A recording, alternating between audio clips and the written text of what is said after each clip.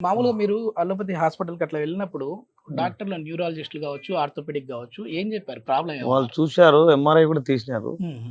నరం టచ్ అయితాంది. నరం డిస్క్ బల్జ్ డిస్క్ లాగా. బల్జ్‌లాగా. ఓకే. అది ఇంగ టచ్ అయితాంది. ఏం కాదులే ఓకే. ఓకే. అనడం వల్ల ఇంగ సర్లే టాబ్లెట్‌లు ఇస్తా అన్నారు. వాడుకుంటాను నేను. ఆహా! నేను ఇట్లా ఇంటర్వ్యూ చూశాను. ఓకే. సార్‌ది ఇంటర్వ్యూ ఆ! చూశాను. ఆ! సార్ ఇంటర్వ్యూ చూసి సార్ టచ్ 4, చేశాను. 4 సంవత్సరాల నుంచి ఇబ్బంది పడతా ఉన్నా అన్నారు గదా! హ్మ్.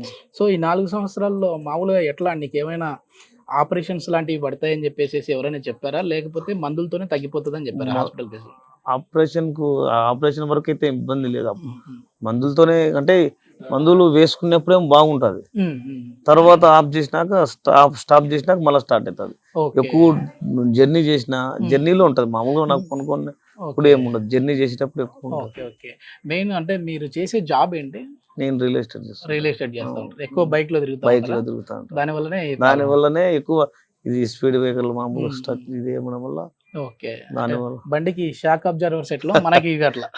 అదే అవి జరిగినాయి అదే అంటారా? అదే అదే అదే ఓకే. అదే. ఏంటంటే మామూలుగా L3, L4, L5 ఇట్లా ఆ! ప్రాబ్లమ్ ఆ! చెప్పారా? ఉంది. లేకపోతే ఉంది. ఏం చెప్పారు? ఎంఆర్ఐలో L2, L3, L4, L5 కూడా ఉంది. ఓహ్! మొత్తం. ఆ! ఆ! చూసాడు. సార్ కూడా చూసాడు. ఓకే.